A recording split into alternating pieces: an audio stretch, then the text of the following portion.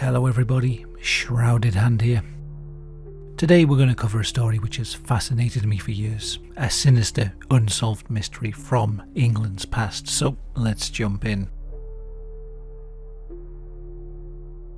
The winter of 1854 to 55 was exceptionally harsh in Britain. It was one of the coldest ever recorded. Much of the country lay beneath a thick blanket of snow which brought daily life to a standstill, isolated remote villages and caused widespread suffering. The 9th of February 1955 began like any other day that winter. Following another freezing night, the inhabitants of various villages in Devon, southwest England, awoke to assess the extent of the snowfall, but when they opened their doors they were greeted by a very unsettling sight. In Topsham, Lipstone, Exmouth, Teignmouth, Dawlish, and in fact across more than 30 separate locations throughout Devon and even into parts of Dorset, a set of footprints, or rather hoofprints, were seen in the snow.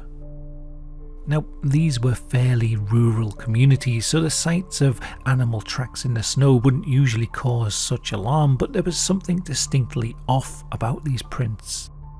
The footprints were said to resemble the tracks of a donkey, but not a donkey walking on four legs. Rather, the prints appeared in single file, as if the creature had been hopping on one leg.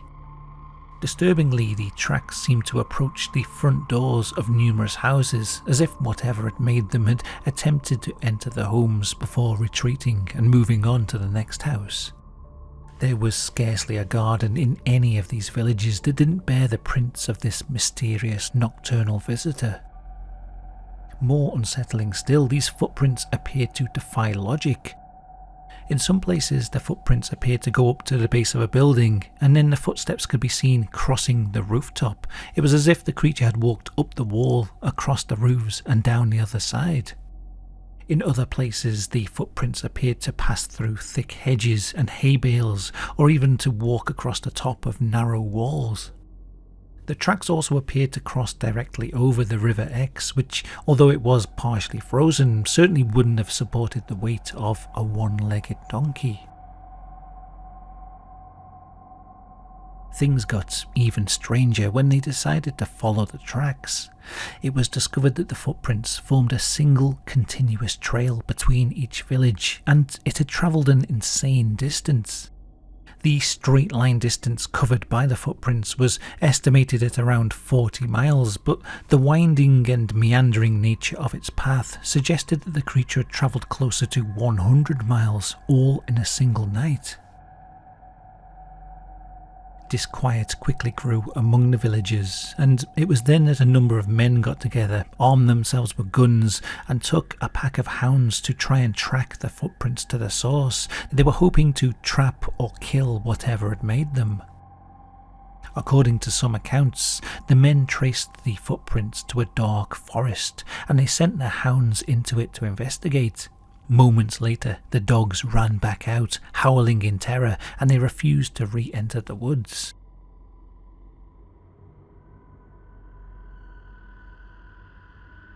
Closer inspection of the footprints revealed some unsettling details. Some observers claimed that the tracks appeared to be melted into the snow as if burned by an intense heat. Others noted with alarm that some of the prints were distinctly cloven, or that they had claw marks within them.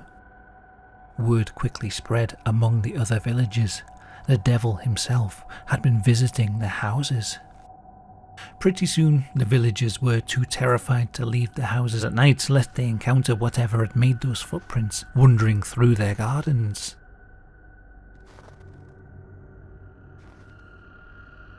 This panic became so bad that on the following Sunday, the Reverend Musgrave addressed his parishioners from his church. He reassured them that although Satan may cross our paths, he leaves no earthly trace. Therefore, the footprints must have a natural explanation. He then suggested that an escaped kangaroo was responsible for the footprints. Whilst this may sound outlandish, kangaroos were indeed kept in nearby menageries, although none of them had reported any escapes at the time. Reverend Musgrave later admitted he'd fabricated the entire kangaroo story just to try and calm the villagers' fears. So if it wasn't an escaped kangaroo, then what was it? Well, once the newspapers got hold of the story, all sorts of explanations were offered. A notable biologist named Richard Owen studied the prints, and he claimed that they'd been made by a badger driven by the cold weather to forage in people's gardens. He claimed that the thawing and refreezing of the snow could have deformed the prints, making them appear larger. Although looking at pictures of badger prints in the snow, it's hard to see how they could be mistaken for hoof prints, and they definitely don't move in single file like the ones reported. A similarly unlikely explanation was that they were made by a large seabird. Now, this would explain how the footprints appeared on rooftops and other unlikely places, but again, it's hard to see how a bird's feet could leave a hoof-like imprint in the snow. A letter to one paper claimed that a man had discovered very similar prints in his own garden in Torquay. He followed the prints to the source and found that they'd been made by a large toad. Other suggestions included that the prints were made by cats, otters, rats, or even an escaped monkey. What does seem evident from all the newspaper reports that I collected is how eager they are to try and hand-wave the incident away as superstitious rantings of a bunch of country bumpkins. This doesn't sit right with me. These would have been country folk who were likely very well acquainted with animal footprints. If they were likely to freak out every time a cat ran across their roof, then we would have stories like this every time it snowed. This was definitely something out of the ordinary. Not saying it was the devil, but whatever happened was certainly strange enough to unsettle people who were deeply familiar with their natural surroundings. Yet the enlightened newspaper writers of 1855 quickly debunked the phenomenon. It didn't really matter that they all had different explanations, or that none of their explanations fully accounted for the entirety of the phenomena. To them, they'd done enough to call it case closed, and then they could have a little laugh at the simple country folk. One way of tying up all of these different explanations is the idea that it might not have been a single creature at all. This is somewhat plausible. It would explain why the tracks were able to cover up to 100 miles in a few hours, and why they appeared in such different places. After all, even the witnesses reported different shaped footprints. Some saw a horseshoe shape, others saw a cloven hoof, some saw claws. Eyewitness drawings of the prints do show some variation, but they do appear to be deformations of the same basic shape, probably caused by the snow melting and refreezing. In this illustration you can see how the horseshoe shape can appear in some places to be a cloven hoof before reforming into the horseshoe.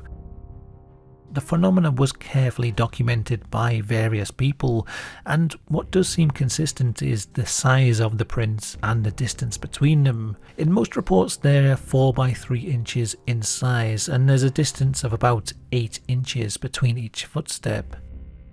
One of the more convincing explanations is that the tracks could have been made by a small rodent such as a field mouse. When travelling over snow, the rodent will hop from place to place, leaving a body-sized indentation that can look like a hoof print, especially when the snow melts a bit. This could explain why it appeared to move in a single file, jumping forward like that, and maybe why it was able to cross the roofs of houses, assuming a mouse was able to scale a drain pipe. Given the amount of footprints and the distance that they travelled, this would mean that hundreds of mice were involved, and this doesn't explain why the tracks appear to form one continuous path. I guess there's always the possibility that they were mistaken about this. Maybe the crisscrossing of multiple mouse tracks gave the appearance of a single continuous trail. Still though, we go back to the idea that these were country folk and they probably would have seen mouse tracks before, so why did it cause such alarm?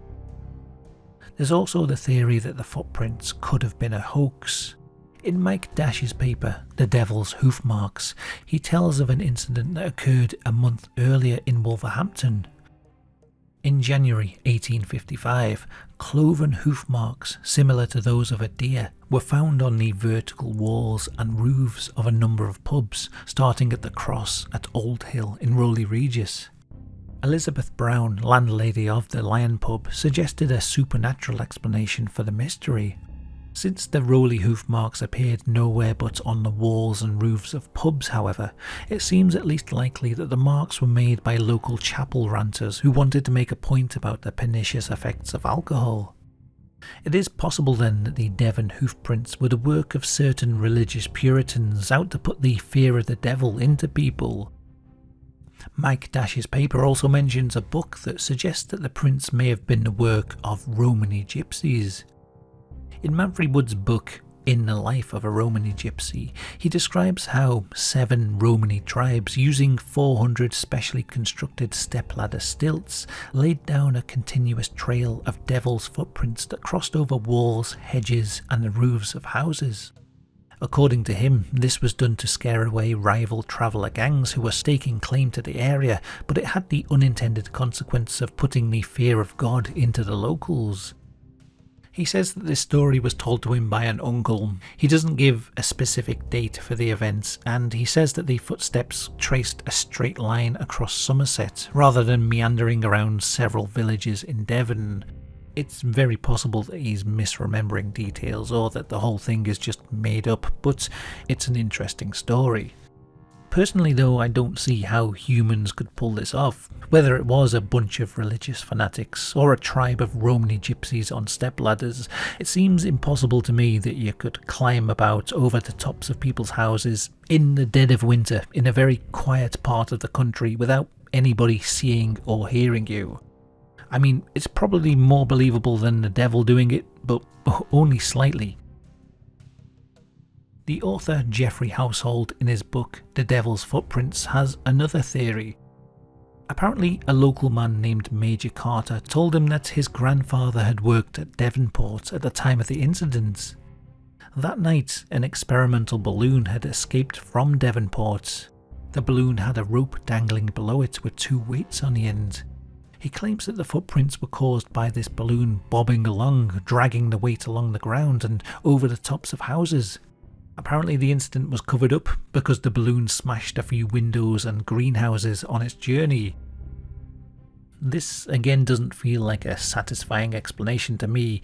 I don't see how a weight being dragged along the ground creates such regular footprint shapes. Plus, none of the reports from the Devil's Footprint incident mentions any broken windows or greenhouses, so it's possible that this was a separate incident entirely. We don't have a single debunk that convincingly explains all aspects of the phenomena: the continuous trail, the single footstep, it crossing roofs and walls, the sheer distance of travel involved. So it's understandable why the supernatural interpretation remains compelling to this day. After all, Devon is a particularly strange and intriguing corner of England. It's a land steeped in mystery and ancient superstitions. It's full of stories of imps, elves, devils, all of them causing misfortune for travellers, and these stories have been told there for centuries.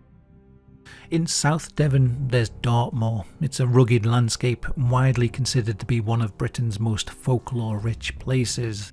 Its mist-covered hills and ancient stone circles have long inspired creepy tales about black spectral dogs, ghostly soldier processions, and of course, encounters with the devil.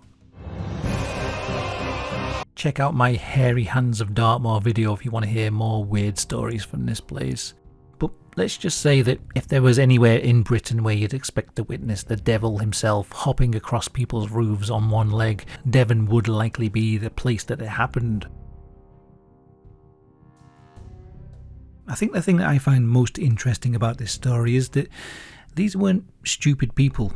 I think when you hear that it happened in 1855, it's easy to assume these people were just superstitious and uneducated, but this was Victorian Britain, a time of steam trains, industry and scientific inquiry. These weren't medieval peasants who just attributed every strange thing to demonic forces. From examining the accounts from this period, it's not even clear that most of the locals genuinely believed that the footprints were the work of the devil. Some people did think that it was the devil, but the majority seemed uncertain about what had left the markings. They spotted prints that didn't match anything that they'd ever seen before, prints that appeared in strange places and crossed distances that seemed impossible, and became alarmed at the prospect of some unknown creature stalking their villages. What that creature actually was, well, that remains a mystery. And on a side note, if you did want to see the devil's footprints, then there are many places around the world where you can do that. Britain itself has dozens of these places. Most often it's a rock or a cobblestone or the floor of a church where the strange indentation of a human foot or a cloven hoof has appeared. These places usually have colourful legends attached to them. For example, St Mary's Church in Usington, Kent, they have the Devil's Stone. The story goes that one day the devil decided to steal the church bells. He went up to the top of the church tower and grabbed the bells and then leapt down to the ground. He landed with such force that he left the mark of his foot in one of the stones that made up the corner of the church. This stone was later relocated to somewhere outside the church and can still be seen today, bearing the devil's footprint. One of the creepiest ones I've heard of is the altar stone of Hood Hill in Sutton Bank. According to the legend, this rock used to be a druid altar. One day the devil stood atop the stone and his infernal heat melted his foot into the rock.